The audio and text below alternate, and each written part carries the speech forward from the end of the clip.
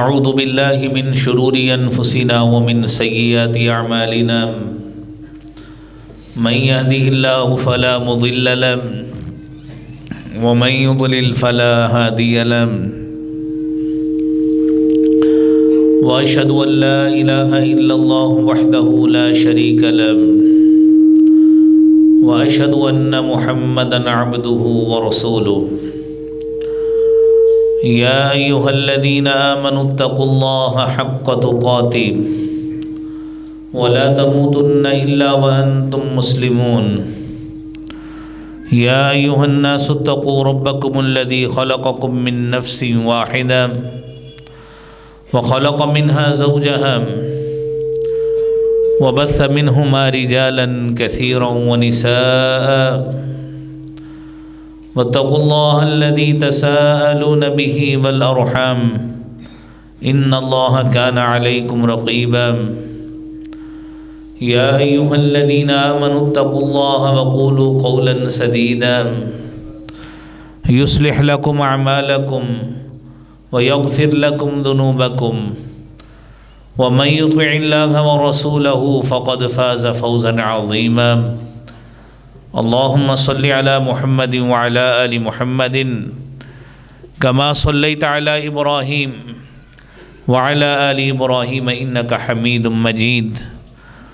اللهم بارك على محمد وعلى آل محمد كما باركت على إبراهيم وعلى آل إبراهيم إنك حميد مجيد رب اشرح لي صدري ويسر لي أمري واحلل عقدة من لساني يفقه قولي رب زدني علما سبحانك لا علم لنا إلا ما علمتنا إنك أنت العليم الحكيم أعوذ بالله السميع العليم من الشيطان الرجيم بسم الله الرحمن الرحيم وما تقدموا لأنفسكم من خير تجدوه عند الله هو خيرا وأعظم أجرا صدق الله العظيم اللہ رب العالمین کی حمد و ثنا تعریف و کبریائی بڑائی اس خالق ارض و سما جل شانہ جل مجدہ الکریم کے لیے درود و سلام امام کائنات امام المرسلین شفیع المذنبین رحمۃ للعالمین جناب محمد الرسول اللہ صلی اللہ علیہ وآلہ وسلم کی ذات اقدس پر حضرات محترم، اللہ رب العالمین نے قرآن کریم میں اپنے انبیاء کا تذکرہ کیا، ان کی قوموں کا تذکرہ کیا، اور یہ سارے واقعات قصص بتا کر یہ بات کہی لَقَدْ كَانَ فِي قَصَصِهِمْ عِبْرَةٌ لِأُولِي الْأَلْبَابِ کہ یہ قصص، یہ واقعات یہ اہل و عقل و دانش کے لیے عبرت کا سما پیدا کرتے ہیں۔ اور اسی طرح جس طرح دیگر انبیاء کرام کی سیرت کو اور ان کے قوموں کے حالات کو بیان کیا گیا، اللہ رب العالمین نے بسا جگہ پر اپنے محبوب پیغمبر جناب محمد الرسول اللہ صلی اللہ علیہ وآلہ وسلم کا بھی اور آپ کے صحابہ کرام کا بھی مالی لحاظ سے قربانیاں دینے والے، سخاوت کرنے والے اور اللہ کے راستے میں اپنا مال خرچ کرنے والوں کا تذکرہ فرمایا ہے۔ چوتھے سپارے میں اس کی پہلی آیت میں اللہ رب العالمین نے خرچ کرنے کا ایک بہترین اصول بیان کیا ہے، اور چوتھے سپارے کا آغاز ہوتا ہے لن تنالوا البر حتى تنفقوا مما تحبون وما تنفقوا من شيء فإن الله به عليم۔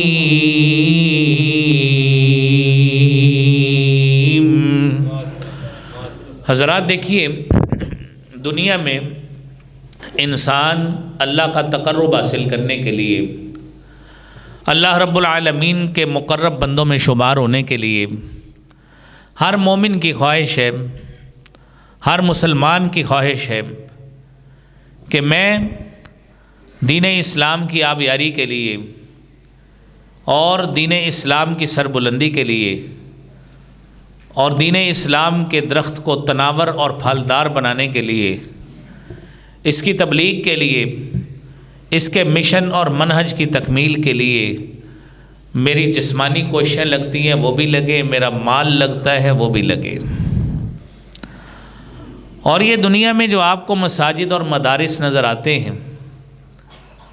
اور یہ دین کے احیاء کا، بقا کا ایک بہترین سمبل ہے، علامت ہیں جو ہمارے سامنے موجود ہیں، یہ تمام چیزیں وہی ہیں جس پر اہل ایمان کا، مسلمانوں کا پیسہ لگا ہے، مال لگا ہوتا ہے۔ اور آپ اس کوشش کو اپنی کوئی معمولی سی، کوئی حقیر سی کوشش مت سمجھیے، بلکہ جو قرآنی آیت آپ نے سنی ہے، اللہ احکم الحاکمین فرماتے ہیں کہ لن تنالوا البر حتی تنفقوا مما تحبون، تم ہرگز نیکی کا اسپرٹ اور جوہر حاصل نہیں کر سکتے، آپ نیکی کے سنتھیسس تک پہنچ ہی نہیں سکتے حتی تنفقوا مما تحبون، جب تک تم اپنی پسندیدہ ترین چیز میں سے خرچ نہیں کر لیتے، اس وقت تک تم نیکی کا اسپرٹ حاصل ہی نہیں کر سکتے۔ جب یہ آیت نازل ہوتی ہے، صحیح بخاری کی حدیث ہے 4554 نمبر، صحابی رسول حضرت ابو طلحہ رضی اللہ تعالیٰ عنہ کے حوالے سے کہ حضرت انس بن مالک رضی اللہ تعالیٰ عنہ بیان کرتے ہیں کہ مدینہ منورہ میں حضرت ابو طلحہ کھجوروں کے باغ کے حوالے سے بڑے معروف اور متمول آدمی تھے، دولت مند تھے، بڑا مال تھا، کھجوروں کے باغات تھے، اور پورے مدینہ منورہ میں آپ کی اس حوالے سے شہرت تھی۔ جب یہ آیت کریمہ نازل ہوئی ہے، رسول کریم صلی اللہ علیہ وآلہ وسلم کے پاس پہنچتے ہیں اور جا کے کہتے ہیں، اللہ کے رسول صلی اللہ علیہ وسلم، میرے رب کی طرف سے جو آیت نازل ہوئی ہے، وہ آیت تو یہ ہے کہ نیکی اس وقت تک صحیح معنوں میں حاصل ہی نہیں ہو سکتی جب تک بندہ پسندیدہ ترین چیز اپنے رب کے راہ میں خرچ نہیں کرتا۔ وَكَانَ أَحَبُّ أَمْوَالِي إِلَيَّ بَيْرُحَا، اور میرے نزدیک سب سے زیادہ جو محبوب ترین مال ہے وہ بیروحا نامی باغ ہے، اور یہ وہ باغ ہے، حضرت انس رضی اللہ تعالیٰ عنہ بیان کرتے ہیں کہ کان رسول اللہ صلی اللہ علیہ وآلہ وسلم یجیء فی، اس میں آپ صلی اللہ علیہ وسلم آیا کرتے تھے اور آپ وہاں کی کھجوریں کھاتے، وہاں کا پانی پیتے، اپنے جی کو تازہ دم محسوس کرتے۔ لیکن جب یہ آیت نازل ہوئی ہے، کہنے لگے اللہ کے رسول یہی باغ ہے جو سب سے زیادہ مجھے پسندیدہ ہے، اب میرے لیے حکم کیا ہے؟ حدیث میں آتا ہے فقسم ابو طلحہ بین اخوانی و بنا عمہ، کہ حضرت ابو طلحہ رضی اللہ تعالیٰ عنہ نے اس کو تقسیم کر دیا بین اقاربہ، اپنے رشتہ داروں کے درمیان، و بنا عمہ، اور اپنے ددیال والے جو تائے چاچے، ان رشتوں میں اس کو تقسیم کر دیا۔ یہ صحابہ کرام کا میرے بھائیوں مالی لحاظ سے قربانی دینے کا ایک عظیم واقعہ ہے کہ ان کی کوئی صدقہ یا فرضی زکوٰۃ اس پہ نہیں بنتی تھی، لیکن صرف اس جذبے کے تحت انہوں نے یہ کام کیا کہ میں اللہ رب العالمین کا قرب حاصل کر لوں، اللہ رب العالمین سے صحیح معنوں میں نیکی کا اجر و ثواب پا لوں۔ اس نیکی کو پانے کے لیے انہوں نے اتنا بڑا سٹیپ لیا ہے۔ اور میرے عزیز بھائیوں، مسلمان کا تو اس بات پہ عقیدہ ہونا چاہیے کہ جب بھی وہ اللہ کے راستے میں خرچ کرتا ہے،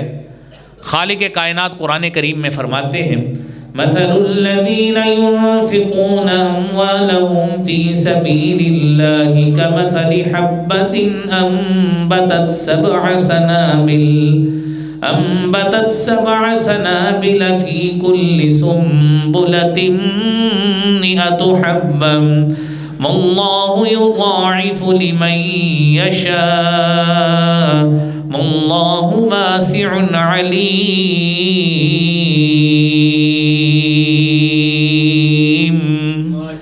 ان لوگوں کی مثال جو اللہ کے راستے میں مال خرچ کرتے ہیں، کمثل حبۃ، ایسی مثال ہے جس طرح ایک دانہ ہوتا ہے اور اس دانے کو آپ زمین میں بوتے ہیں، اور زمین میں جب بویا جاتا ہے ایک ڈیو پروسیس کے بعد انبتت 7 سنابل، اس ایک دانے سے 7 سٹے اگتے ہیں، اور میرا رب فرماتا ہے فی کل سنبلۃ 100 حبہ، ہر ایک سٹے میں اللہ نے ایک 100 دانہ پیدا کیا ہے۔ آپ نے ایک بیج بویا ہے، اللہ نے اس سے 700 دانہ بنا دیا ہے۔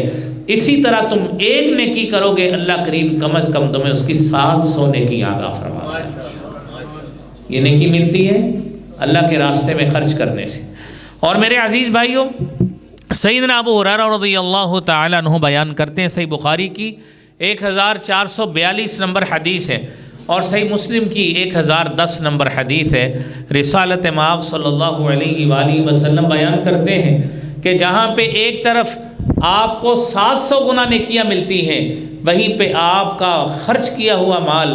اللہ کے ہاں اتنا کارگر ثابت ہوتا ہے، آپ کی سخاوت، آپ کا جذبہ جود و سخا اتنا کارآمد ہوتا ہے کہ آپ اللہ کے فرشتوں کی دعا کا مستحق بن جاتے ہیں۔ آپ نے فرمایا ما من یوم یصبح العباد فیہ، بندہ جب بھی جس دن بھی صبح کرتا ہے، الا وملکان ینزلان، اللہ رب العالمین کے 2 فرشتے نازل ہوتے ہیں، اور 2 فرشتے نازل ہو کر اللہ رب العالمین سے ایک دعا کرتے ہیں، ایک بد دعا کرتے ہیں۔ جو دعا کرتے ہیں وہ کیا ہے؟ فرشتے اس کی دعا کرتے ہیں، اللہم اعطی منفقا خلفا، اے اللہ رب العالمین جو تیرے رستے میں مال خرچ کرتا ہے، اعطی منفقا خلفا، اللہ اس کو مزید مال و دولت کی برکتوں سے نواز دے، اور اس کو مزید اس کے لیے اس کے خزانوں میں مال بھر دے۔ لیکن اس کے برعکس وہ شخص جو اپنے مال کو روک کر رکھتا ہے، میرے نبی صلی اللہ علیہ وآلہ وسلم فرماتے ہیں یہی 2 فرشتے اس کے لیے بد دعا کرتے ہیں، اللہم اعطی ممسکا تلفا، اے اللہ رب العالمین جو تیرے رستے میں اپنا مال روک کر رکھتا ہے، اللہ اس کے مال کو تلف کر دے۔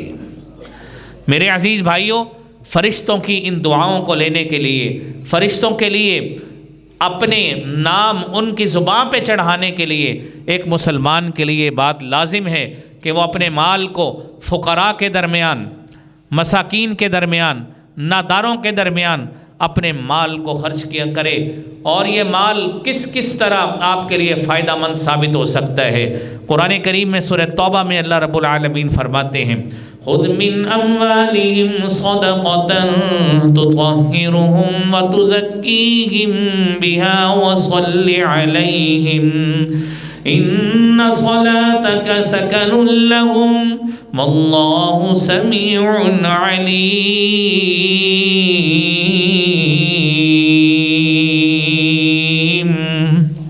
ان سے ان کا مال لیجئے صدقہ کے طور پہ، یہ صدقہ ان کے لیے پاکیزگی کا باعث بنے گا، وَتُزَكِّيهِمْ بِهَا وَصَلِّ عَلَيْهِمْ، یہ صدقہ تطہیر کا، پاکیزگی کا باعث بنے گا۔ اے نبی ان کو پاک کیجئے، وَصَلِّ عَلَيْهِمْ، اور ان کے لیے رحمت کی دعا کریں، إِنَّ صَلَاتَكَ سَكَنٌ لَهُمْ،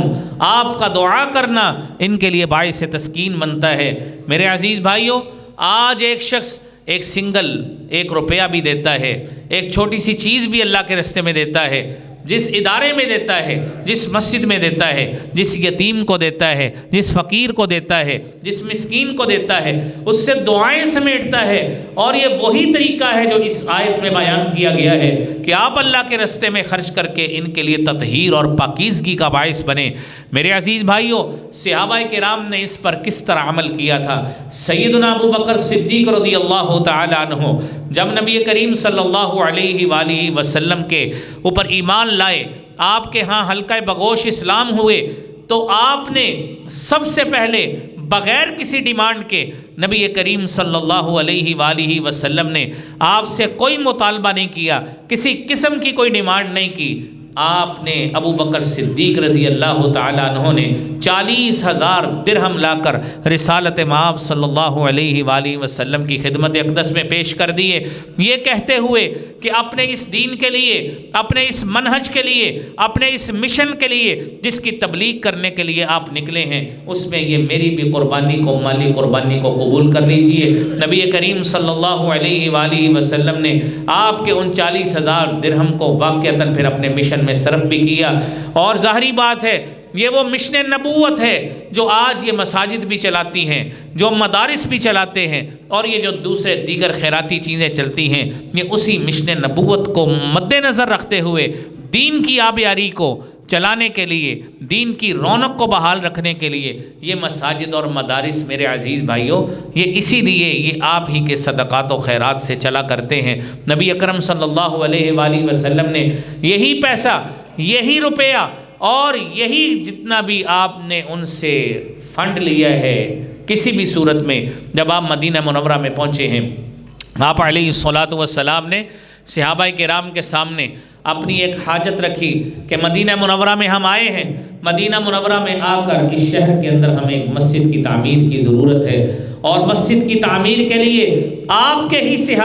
صحابی سیدنا عثمان رضی اللہ تعالی عنہ نے سب سے پہلے اس کے لیے مدینہ منورہ میں وسعت کے لیے، گنجائش جب مسجد میں کم پڑ گئی اس کے لیے پیسے دیے، لیکن صحیح معنوں میں سب سے پہلے جو مسجد نبوی کی جگہ خریدنے کے لیے پیسے دیے وہ ابو بکر صدیق رضی اللہ تعالیٰ عنہ نے دیے۔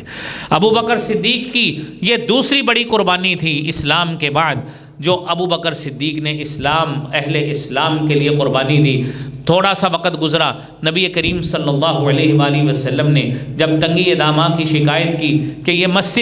مسجد نبوی جس میں آج آپ بڑے مزے کے ساتھ، بڑے ذوق کے ساتھ، بڑے شوق کے ساتھ، بڑے پیار کے ساتھ، بڑی لگن کے ساتھ آپ اپنے موبائلز پہ، ٹی وی سکرینوں پہ وہاں کی تراویح سنتے ہیں، وہاں پہ مسجد کی زیارت کرتے ہیں، یاد رکھیے اس کی پہلی بنیاد کے پیسے ابو بکر صدیق نے دیے، اور جب اس کی پہلی وسعت ہوئی ہے تو اس کے پیسے عثمان رضی اللہ تعالیٰ عنہ نے دیے تھے۔ یہ ان صحابہ کرام کا میرے بھائیوں صدقہ جاریہ ہے کہ جو آج تک رہتی دنیا تک جہاں پہ جتنی نمازیں پڑھی جاتی ہیں، جہاں پہ مسلمان وہاں سے ثواب حاصل کرتا ہے، یہ ابو بکر اور عثمان کے پاس بھی ثواب جا رہا ہے۔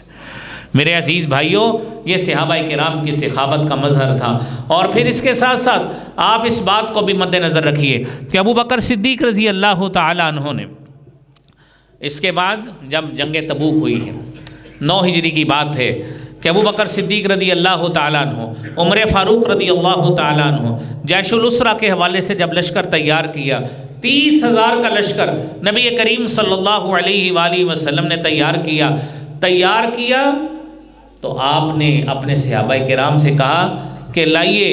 ایسے موقع پر جب فصل تیاری کے قریب ہے، پیسے ابھی موجود نہیں ہیں، گرمی کا موسم ہے، انتہائی سخت موسم ہے اور رومیوں کے ساتھ مقابلہ ہے، تو میرے بھائیوں صحابہ کرام کا جذبہ سخاوت دیکھیے۔ انہوں نے ابو بکر صدیق اور عمر فاروق سوچتے ہیں میں آج ابو بکر سے آگے نکلنے کی کوشش کرتا ہوں، یہ ہمیشہ مالی لحاظ سے مجھ سے سبقت لے جاتا ہے۔ یہ میرے بھائیوں، یہ سبقت لینے کی بات یہ صحابہ کرام میں ایک پیار کی علامت تھی۔ کاش یہ مسلمانوں میں اللہ کے دین کی نصرت کے لیے، اللہ کے دین کی تائید کے لیے اور ان شاعر اسلام کے تحفظ کے لیے اپنا مال خرچ کرنے میں، اپنی نیکیاں بڑھانے میں سبقت ہو تو بڑی اعلیٰ بات ہے، لیکن بدقسمتی ہے مسلمانوں نے مادی چیزوں میں سبقت لینا شروع کر دی، دنیاوی وسائل کو شو آف کرنے کے لیے سبقت لینا شروع کر دی، لیکن وہ سبقت کا وہ پہلو جو عمر فاروق کی زبانی ہمیں ملتا ہے، وہ میرے بھائیوں آج سبقت کا پہلو ناپید نظر آتا ہے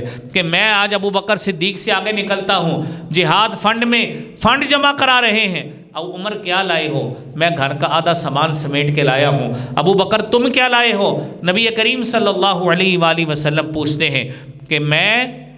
اپنے گھر کا سارا سامان لا کر حضور آپ کے قدموں میں نچھاور کر دیا ہے۔ گھر میں کیا چھوڑا ہے؟ کہنے لگے حب اللہ و حب رسولہ، اللہ کی محبت اور اللہ کے رسول کی محبت وہاں پہ چھوڑا ہوں، باقی ساری چیزیں یہاں پہ لے آیا ہوں۔ میرے عزیز بھائیوں، یہ صحابہ کرام کی سخاوت کا مظہر تھا۔ اور سورہ حجرات میں اللہ رب العالمین نے کچھ ایسے لوگوں کا بھی تذکرہ کیا جو نئے ابھی مسلمان ہوئے تھے۔ نبی کریم صلی اللہ علیہ وسلم کے پاس کچھ زیادہ وقت نہیں انہیں گزرا، آپ کی صحبت کا اثر اور رنگ ان کے اوپر نہیں چڑھ سکا۔ انہوں نے آ کے یہ بات کہہ دی کہ ہم ایمان لائے ہیں،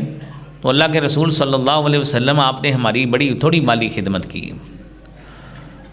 اللہ تعالیٰ نے قرآن کریم میں اس کو زینت بنا دیا رہتی دنیا تک۔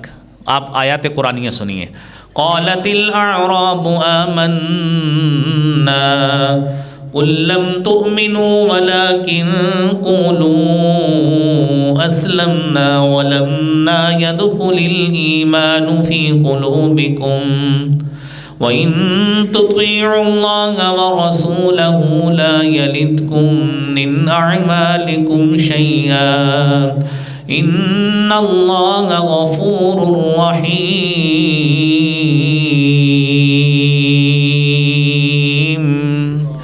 انہوں نے کہا ایمان لائے؟ اے نبی آپ کہیے ابھی آپ ایمان نہیں لائے، ابھی آپ مسلمان ہوئے، ابھی آپ نے نماز روزہ یہ چیزیں شروع کی ہیں۔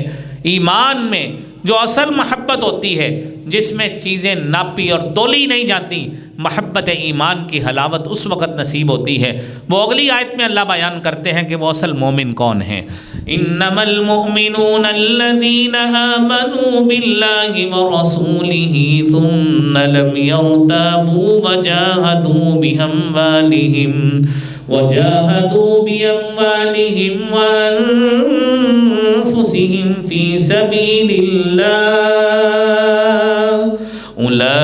أولئك هم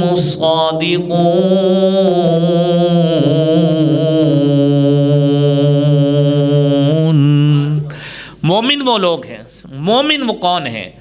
الذین آمنوا باللہ ورسولہ، ایمان لائے اللہ پر بھی، اللہ کے رسول پر بھی، ثم لم یرتابوا، شک میں نہیں پڑے، وجاہدوا باموالہم وانفسہم فی سبیل اللہ، اپنے مال سے بھی اپنی جانوں سے بھی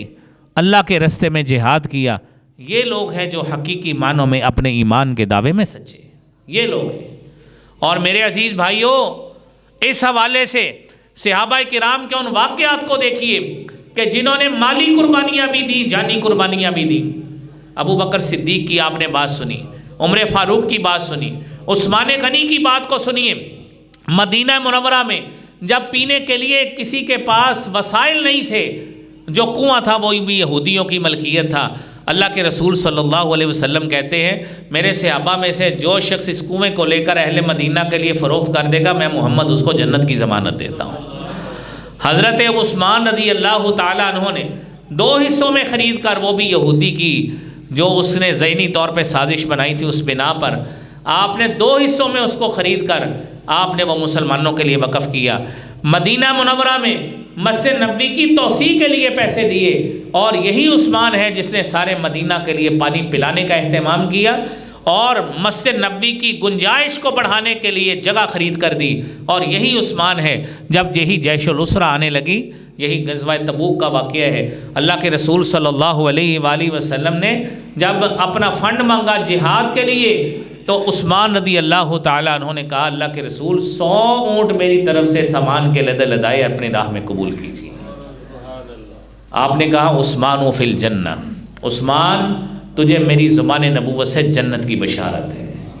عثمان کہتے اللہ کے رسول 100 اور لیجئے،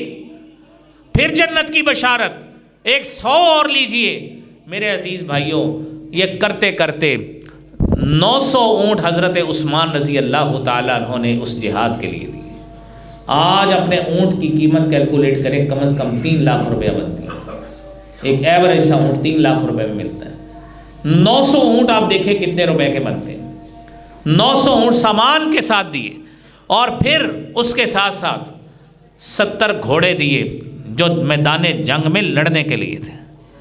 70 گھوڑے دیے، 1000 دینار سونے کی اشرفی دی، اور 1 دینار 4.25 گرام سونے کا ہوتا ہے۔ جا کے گھر میں ضرب لگا دیجیے کتنے کلو سونا بنتا ہے۔ رسول اکرم صلی اللہ علیہ وآلہ وسلم نے اپنے اس صحابی کی سخاوت کو دیکھتے ہوئے کہا، آپ نے سونے کی وہ اشرفیاں پکڑی اور ساتھ سفٹنگ کر رہے ہیں اور کہہ رہے ہیں ما ضر عثمان ما عمل بعد اليوم، آج کے بعد عثمان جو بھی عمل کرتا ہے اللہ کریم اس کے لیے ما ضر عثمان کو کوئی نقصان نہیں ہوگا، جو بھی عمل کرے اللہ کریم نے اس کے لیے جنت ہی جنت واجب کر دی، جو بھی عمل کرے۔ لیکن کیا عثمان نے میرے بھائیوں عمل چھوڑ دیا تھا؟ یہ ہمیں یہ بات سوچنی چاہیے کہ ہم جس 100 روپیہ دے کر اپنے کالر سیدھے کرتے ہیں، واسکٹیں سیدھی کرتے ہیں، جناب ہم نے پیسے دیے آج مسجد کو، اور ایک دن بل میں کوئی 1000 2000 5000 ڈال دیں نا۔ میں ایک مسجد کا آپ کو چھوٹا سا واقعہ سناتا ہوں، پرانی بات ہے، نام بتائیں گے تو مناسب نہیں ہے۔ میں اس جگہ پہ درس دینے گیا، پرانی بات، جب بل تھوڑے آتے تھے، کہیں 36,000 روپیہ بل آیا، تو عشاء کے بعد میں درس دینے گیا تو نماز گرمیوں میں باہر پڑھ رہے ہیں۔ ان کو پوچھا جی آپ نماز کیوں باہر پڑھ رہے ہیں؟ وہ کہتے جی آج عصر کے وقت بہت لڑائی ہوئی ہے یہاں پہ مسجد میں۔ کس بات کی لڑائی ہوئی؟ حالانکہ اہل ثروت کی مسجد تھی۔ کہنے لگے جی ایک بندہ 100 روپیہ مہینے کا دیتا ہے، کہتا میں نماز سے لیٹ ہو گیا ہوں، یہ جو 4 ٹن کا اے سی ہے نا یہ میرے لیے چلنا چاہیے، میں 100 روپیہ آپ کو دیتا ہوں مہینے کا۔ وہ خزانچی عقل مند آدمی تھے، انہوں نے کہا جی حاجی صاحب اب 1200 روپیہ پھڑو سال دا، تہاڈی مہربانی ہے، تہاڈے پیسے تو مہنگا چلتا ہے، 1200 لے لو، تہاڈی مہربانی جان دیو۔ یعنی آپ تصور کریں کہ ہم لوگ اتنا پیسہ خرچ کر کے احسان چڑھانے کی کوشش کرتے ہیں کہ میں نے آپ کی مسجد کو، آپ کے مدرسے کو اتنے پیسے دیے، یہ فلاں کام بھی میری مرضی سے ہونا چاہیے، فلاں کام بھی میری مرضی سے ہونا چاہیے۔ ایک دوسری طرف سورہ حجرات کی آیت آپ سن رہے ہیں کہ اللہ کے رسول صلی اللہ علیہ وسلم کے جانثار صحابہ کے لیے اللہ نے کیا کہا؟ ثم لم يرتابوا، شک میں نہیں پڑے، وجاہدوا باموالہم وانفسہم فی سبیل اللہ، اپنے مال سے بھی اپنے جانوں سے بھی اللہ کے راستے میں جہاد کیا۔ اولئک ھم الصادقون، یہ لوگ ہیں جو حقیقی معنوں میں اپنے دعوے میں ایمانی میں سچے ہیں، یہ لوگ ہیں۔ اور میرے عزیز بھائیوں، صحابہ کرام رضوان اللہ علیہم اجمعین صرف یہ مسجدیں بنانے میں، جہاد فنڈ دینے میں ہی آگے نہیں تھے، لوگوں کو کھانا کھلانے میں بھی میرے بھائیوں بڑے آگے تھے۔ کوئی غریب آ جاتا، کوئی نادار آ جاتا، کوئی فقیر اور مسکین آ جاتا، ان کے دسترخوان کس طرح کھلتے تھے۔ آپ یہ آیت کو بھی اور شان نزول کو بھی سنیے۔ قرآن کریم میں اللہ رب العالمین نے انصاری صحابی حضرت ابو طلحہ کا تذکرہ کیا ہے، وَيُؤْثِرُونَ عَلَىٰ أَنفُسِهِمْ وَلَوْ كَانَ بِهِمْ خَصَاصَةٌ وَمَن يُوقَ شُحَّ نَفْسِهِ فَأُولَٰئِكَ هُمُ الْمُفْلِحُونَ۔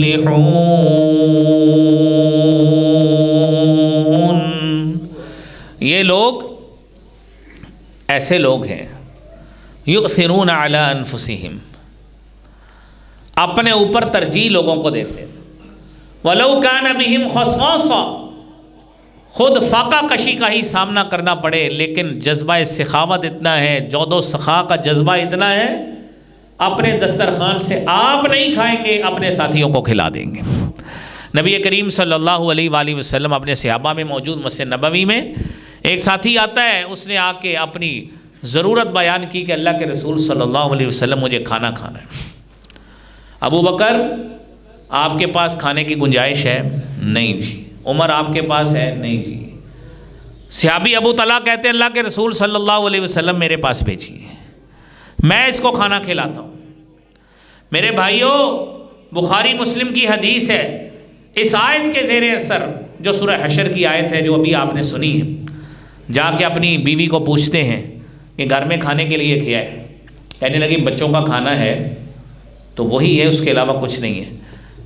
کتنے پیارے الفاظ بولتے ہیں کہتے ہیں اکرمی ضیف رسول اللہ صلی اللہ علیہ وآلہ وسلم، ہمارے پاس اللہ کے رسول صلی اللہ علیہ وسلم کا مہمان آیا ہے، اس کی عزت کرنی ہے،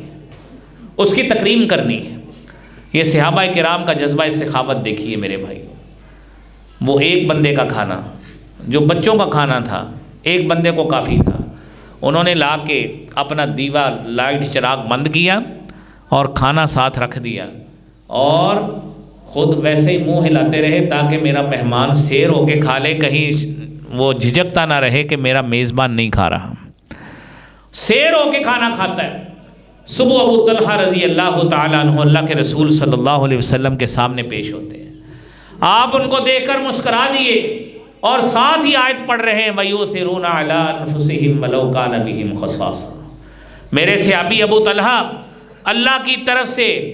تیرے لیے یہ پیغام نازل ہوا ہے جو رہتی دنیا تک لوگوں کے لیے ایک آئیکن کی حیثیت اختیار کر جائے گا کہ وَيُؤْثِرُونَ عَلَىٰ أَنفُسِهِمْ وَلَوْ كَانَ بِهِمْ خَصَاصَةٌ،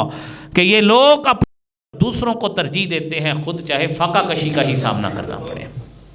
میرے عزیز بھائیوں، صحابہ کا جذبہ سخاوت یوں ہوا کرتا تھا۔ اور میرے عزیز بھائیوں، یہ بھی دیکھیے، یہ جذبہ سخاوت دیکھ کر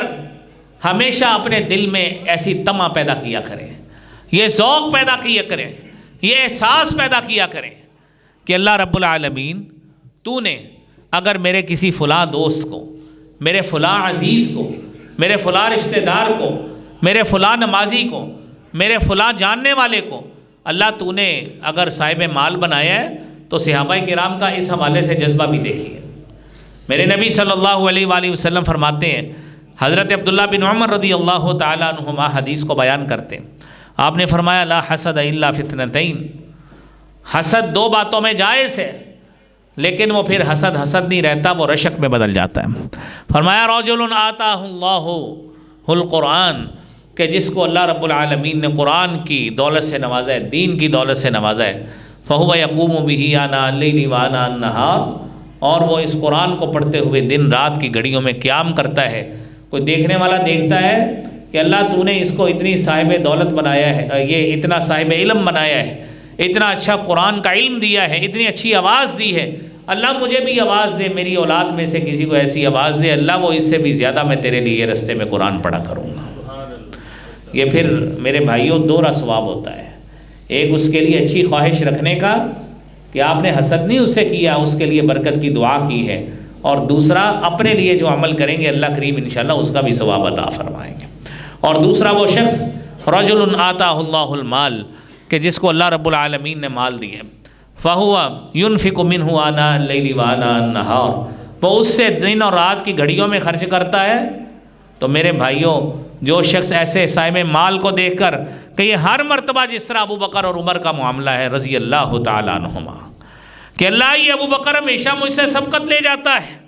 آج میں نے اس سے سبقت لے کے جانی ہے، یہ جذبہ لے کر آئیے، آپ کی یہ سوچ رکھنا بھی انشاءاللہ اللہ کے ہاں عبادت تصور ہوگی۔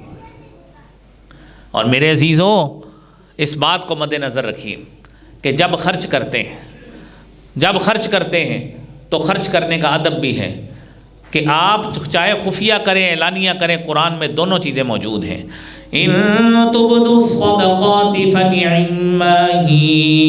وان تخفوها وتؤتوها الفقراء فهو خير لكم وَيُكَفِّرُ عَنْكُمْ مِنْ سَيِّئَاتِكُمْ وَاللَّهُ بِمَا تَعْمَلُونَ خَبِيرٌ۔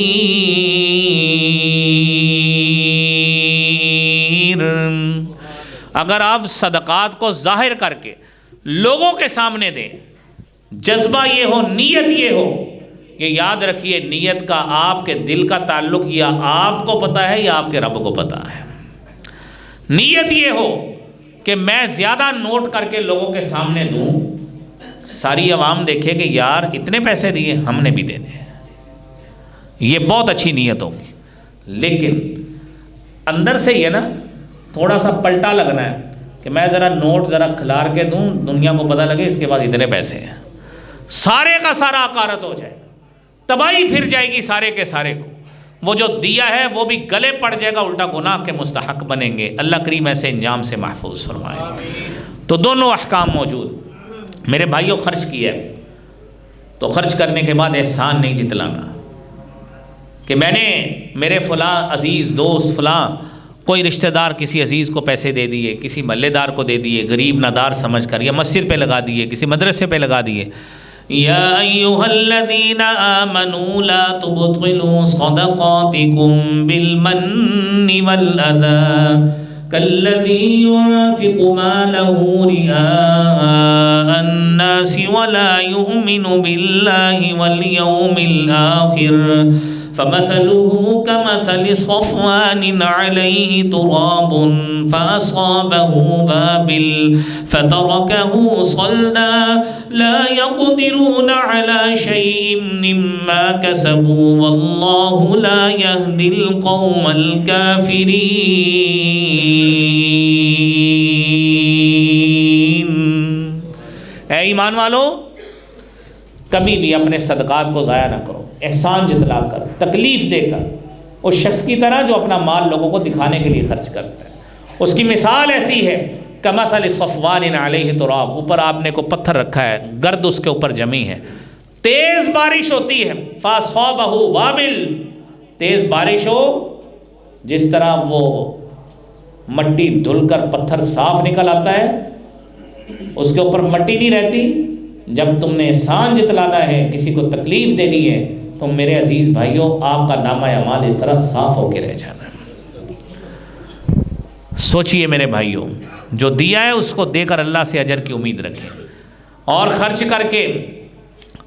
میرے رب نے ادب سکھایا ہے تیسرے سپارے کے تیسرے رکوع میں، قول معروف ومغفرۃ خیر من صدقۃ یتبعها اذی واللہ غنی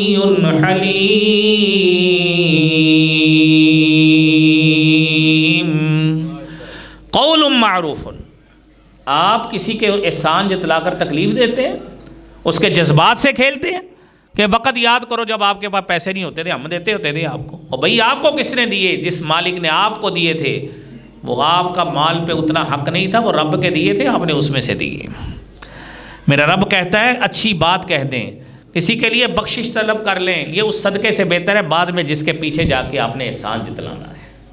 اور آخری بات میرے بھائیوں، خرچ کرنے کے بعد اس کی واپسی کا ارادہ نہیں کیا کرتے۔ آپ نے کسی یتیم فقیر مسکین کو دیے، یا بسا اوقات شادیوں پہ دے دی، یہ سوچتے ہوئے آج میں اس کو دوں گا مجھے اس سے کیا آئے گا۔ یہ دنیا بڑی تیز ہے، یہ مسجد میں نمازی ہوتی ہے، باہر جا کے یہ سوچتی ہے۔ اللہ ماشاءاللہ، اللہ کریم رحمت فرمائے، میں تو اپنے جیسے دنیا داروں کی بات کر رہا ہوں، تو سوچتے ہیں اس شادی پہ اتنے پیسے دیں گے، اس کا بچہ کتنا ہے، میرا کتنا ہے، مجھے کب واپس آئیں گے، کتنے آئیں گے بھلا، میرا بچہ بہت چھوٹا ہے لہذا تھوڑے سے تنخواہ دیں، ادھر کون سا ہماری کوئی رشتہ داری۔ یہ سوچتے، میرے نبی نے فرمایا ہے جو اس طرح کی سوچ رکھتا ہے کہ مجھے کیا ملے گا، فرمایا العائد فی ہبتہ کالکلب، اپنے ہبہ میں عطیہ میں لوٹنے والا اس کتے کی طرح ہے جو کھاتا ہے پیٹ بھر کے، حتی اذا شبع،